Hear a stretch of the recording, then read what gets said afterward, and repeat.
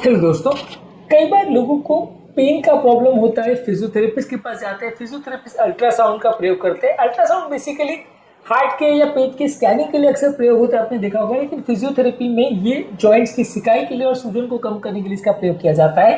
लेकिन ultrasound therapy जो physiotherapy में प्रयोग किया जाता है, इसके कुछ लिमिटेशंस भी हैं।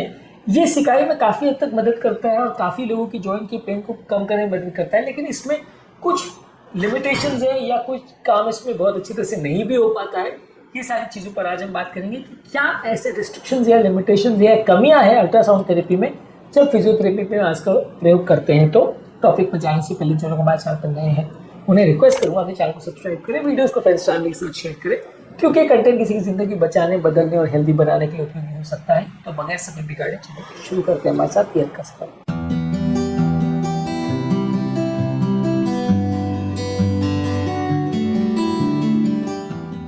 क्या आपको या आपके परिवार में किसी को फिजियोथेरेपी में अल्ट्रासाउंड का प्रयोग उसके साथ किया गया है?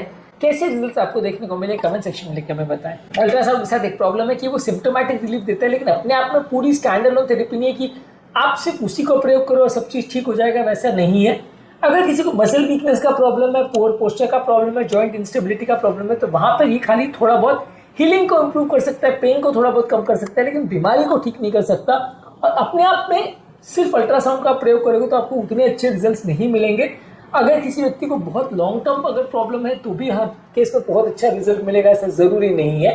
2018 में एक आर्टिकल में बताया गया था कि अगर किसी व्यक्ति को क्रॉनिक लो बैक पेन का प्रॉब्लम है तो वहाँ पे बाकी एक्टिव रिहेबिलिटेशन के बदले आप सिर्फ अगर अल्ट्रासाउंड करते हो तो बहुत कम फायदा पेशेंट को देखने को मिला था। यानी बाकी सब थेरेपी के साथ में आप इसका प्रयोग करना है। अपने आप में ये बहुत ज्यादा सक्सेसफुल थेरेपी नहीं है। स्टैंड अलोन यानी बाकी किसी थेरेपी के बदले या हर चीज के बदले सिर्फ अकेले इसको आप यूज करोगे तो बहुत अच्छे रिजल्ट्स नहीं मिलेंगे। बाकी चीजों के साथ इसका प्रयोग करेंगे तो थोड़ा बेटर रिजल्ट्स मिलेगा। अल्ट्रासाउंड का पेनिट्रेशन का डेप्थ जो है वेरी करता है। जो ज्यादा डीप स्ट्रक्चर है जहाँ पे अगर पेन हो रहा है तो वहां पे बहुत ज्यादा थेरेप्यूटिक इफेक्ट नहीं मिलेगा, खासकर अगर मोटे लोग हैं तो। मोटे लोग में अल्ट्रासाउंड का पेनिट्रेशन बहुत ज्यादा नहीं होता। ये वैसे ही कि जैसे माइक्रोवेव बाहर की एयर को गर्म करके चला जाता है और अंदर हीट नहीं पहुंच पाती, वैसे अल्ट्रासाउंड का जो वेव है वो अंदर पेनिट्रेट कई केसेस में नहीं करता है, जिसकी वजह से जो मोटे लोग हैं या जिनको पेन का कारण बहुत ज्यादा डीप टिश्यू में वो उनको उतना ज्यादा फायदा नहीं मिलेगा, क्योंकि उतना डेप्थ तक इसका रेडिएशन या इसका जो बीम है वो पेनिट्रेट नहीं कर पाता, जिसकी वजह से पेशेंट को रिजल्ट नहीं मिलता है।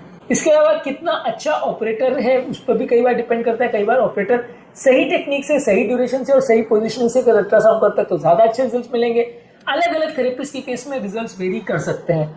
2017 में एक आर्टिकल में बताया गया था कि अलग अलग वेरिएशन अलग अलग केसेस में देखने को मिलते हैं, यानी कि जो रिजल्ट है वो काफी हद तक ऑपरेटर डिपेंडेंट है। सेम मशीन से अलग अलग ऑपरेटर आपको अलग अलग तरीके का रिजल्ट दिला सकते हैं। इसके अलावा कुछ क्रॉनिक कंडीशंस हैं जहां पर बहुत ज्यादा ये बेनिफिट नहीं कर पाता है। कई तरह की मस्कुलोस्केलेटल प्रॉब्लम्स है जहां पर इसका जो बेनिफिट है वो बहुत ज्यादा नहीं देखने को मिला था, ऐसा भी स्टडीज में शो हुआ है। इसके अलावा बाकी जो एक्टिव रिहेबिलिटेशन है, जैसे मसल स्ट्रेंथनिंग एक्सरसाइज है, ओवरऑल ट्रेनिंग एक्सरसाइज है, ओवरऑल एक्टिविटीज है, ये सारी चीजों के बदले ये इसको प्रयोग नहीं कर सकते। तो ये एक्टिव रिहेबिलिटेशन के बदले में ये थोड़ा पेन कम करने में मदद करता है। इसके अलावा ये आपको टेम्परेरी अगर पेन रिलीफ भी करता है तो एक फॉल्स एश्योरेंस कई बार दे देता है, जिसकी वजह से पेशेंट को थोड़े टाइम के लिए अच्छा लगता है, लेकिन कई बार वो बाकी थेरेपी को अगर अवॉइड करने लगता है या उसको बचने की कोशिश करता है तो कई बार फंक्शनल रिकवरी उसकी नहीं हो पाती और लॉन्ग टर्म उसको ज्यादा प्रॉब्लम होती है। तो ये थोड़ा बहुत पेन को तो कम कर देता है, लेकिन आपको बाकी थेरेपीज के साथ इसको करने की जरूरत है। अब बाकी थेरेपी को छोड़ना नहीं है। आप उसको गलत मान लोगे कि हाँ ये थेरेपी से मेरे को बहुत फायदा मिल गया तो मैं बाकी चीजें छोड़ दूं, तो कई बार फायदे के बदले नुकसान हो सकता है। हर तरह के पेशेंट के लिए सूटेबल ऐसा जरूरी नहीं है। हर तरह के मेडिकल प्रॉब्लम्स जैसे एक्यूट इन्फेक्शन है या कोई स्पेसिफिक इम्प्लांट्स वाले केस में वहां पर इसका बहुत ज्यादा फायदा नहीं मिले, ऐसा भी हो सकता है। कई बार इसमें जितना कॉस्ट और जितना टाइम लगता है उसके हिसाब से उतना ज्यादा बेनिफिट देखने को नहीं मिलता, क्योंकि ये जो डिवाइसेज है थोड़ी महंगी आती है।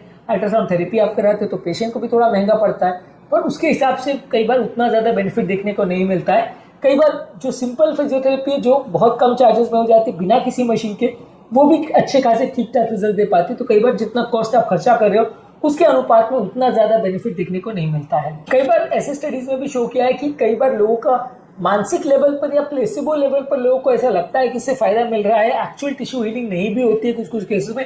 सिर्फ लोग को महसूस होता है कि फायदा हो रहा है, उसकी वजह से भी कुछ लोग को फायदा होता है, जिसे प्लेसिबो इफेक्ट बोलते हैं। यानी कि एक्चुअल हीलिंग नहीं हो रही है लेकिन सिर्फ पेशेंट के मन में आभास हो रहा है, इसकी वजह से कई बार लोगों को फायदा देखने को मिलता है। तो ये एक्चुअल में अच्छी बात नहीं है। इसके अलावा कई बार इस पर ओवर रिलायंस करते हैं, जिसकी वजह से पेशेंट की बाकी थेरेपी साइड में हो जाती है और उस पर ज्यादा रिलाई करने लगते हैं। पेशेंट को लेजर कर दिया जाएगा, अल्ट्रासाउंड कर दिया जाएगा, लेकिन एक्टिव फिजियोथेरेपी एक्चुअल में नहीं कराई जाएगी, जिससे कि फायदे के बदले पेशेंट को एक्चुअल में उतना फायदा नहीं होगा, नुकसान होगा। अल्ट्रासाउंड के बारे में मिक्स साइंटिफिक एविडेंस है, कुछ केसेस में काफी फायदा देखने को मिलता है, कुछ केस में बिल्कुल इंप्रूवमेंट देखने को नहीं मिलता है। तो अलग अलग केसेस में आपको अलग अलग बेनिफिट देखने को मिल सकता है। ये पेन को टेम्परेरी रिमूव करता है, लेकिन अगर किसी को पुअर पोस्चर का, जॉइंट इंस्टेबिलिटी का या मसल वीकनेस का प्रॉब्लम है तो वो उतना ज्यादा बेनिफिट नहीं करेगा।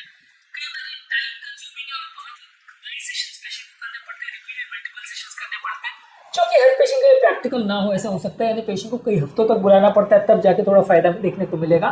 कई बार इम्प्रॉपर यूजेज करने से या इनकरेक्ट इंटेंसिटी यूज करने से या लंबे समय तक अप्लाई करने से कई बार टिश्यू में नुकसान भी हो सकता है। हालांकि बहुत ज्यादा डेंजरस तो नहीं है, लेकिन कई बार हर पेशेंट में प्रॉपर रिजल्ट ना दे, ऐसा भी हो सकता है। अगर प्रॉपर तरीके से यूज नहीं किया जाए तो कई बार नुकसान भी कर सकता है। हर पेशेंट में ये कई बार उपयोगी ना हो, ऐसा हो सकता है। इन्फेक्शन में, फ्रैक्चर में और कैंसर वाले एरिया में और पेसमेकर वाले पेशेंट्स में कई बार ये उतना बेनिफिट ना दे, ऐसा हो सकता है।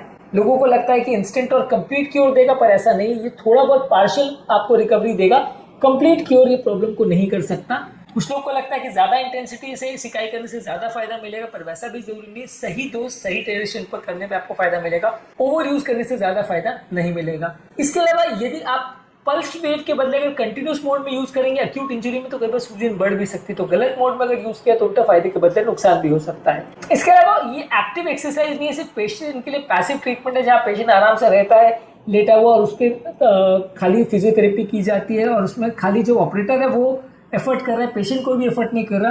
तो ये पैसिव अप्रोच जब पेशेंट का आप रखेंगे तो उतना अच्छे रिजल्ट्स नहीं मिलेंगे। पेशेंट को भी एक्टिवली इन्वॉल्व करेंगे एक्सरसाइज में तो ज्यादा बेटर रिजल्ट्स मिलेंगे। ज्यादातर आपको अल्ट्रासाउंड को बाकी थेरेपीज के साथ में प्रयोग करना चाहिए। As a stand alone therapy आप इसका प्रयोग करेंगे तो उतने अच्छे रिजल्ट्स नहीं मिलेंगे। आज के टॉपिक में हमने बात करी कि अल्ट्रासाउंड जो है ये कहाँ इसके लिमिटेशंस है, कहाँ ये लैक कर जाता है या उतने अच्छे रिजल्ट नहीं दे पाता। बेसिकली बाकी थेरेपी के साथ में इसका प्रयोग किया जा सकता है, कुछ अच्छे रिजल्ट देता है, थोड़ा बहुत हेल्प करता है, लेकिन अपने आप में ये सिंगल स्टैंड अलोन थेरेपी नहीं है जिसका अकेले में इसका प्रयोग करके आपको सारे रिजल्ट मिल जाएंगे, ऐसा कोई जरूरी नहीं है। कुछ इसके फायदे हैं, कुछ कई बार सही तरह से ना प्रयोग किया जाए तो नुकसान भी हो सकता है। इस एस्पेक्ट को जानना और समझना जरूरी है। उम्मीद करूंगा कि आज के टॉपिक में कुछ नई बातें जानने को मिली होगी। जो लोग हमारे चैनल पर नए हैं उन्हें रिक्वेस्ट करूंगा कि चैनल को सब्सक्राइब करें, वीडियोस को फ्रेंड्स फैमिली के साथ शेयर करें, क्योंकि कंटेंट किसी की जिंदगी बचाने, बदलने और हेल्दी बनाने के लिए उपयोगी हो सकता है। आपके कमेंट्स हमें जानने में मदद करते हैं कि आपको हमारा कंटेंट कैसा लग रहा है। प्लस हमारे मोटिवेशन और इंस्पिरेशन का काम करता है। इसके वीडियोस को देखते रहिए, शेयर करते रहिए और हेल्थ के सफल रहिए।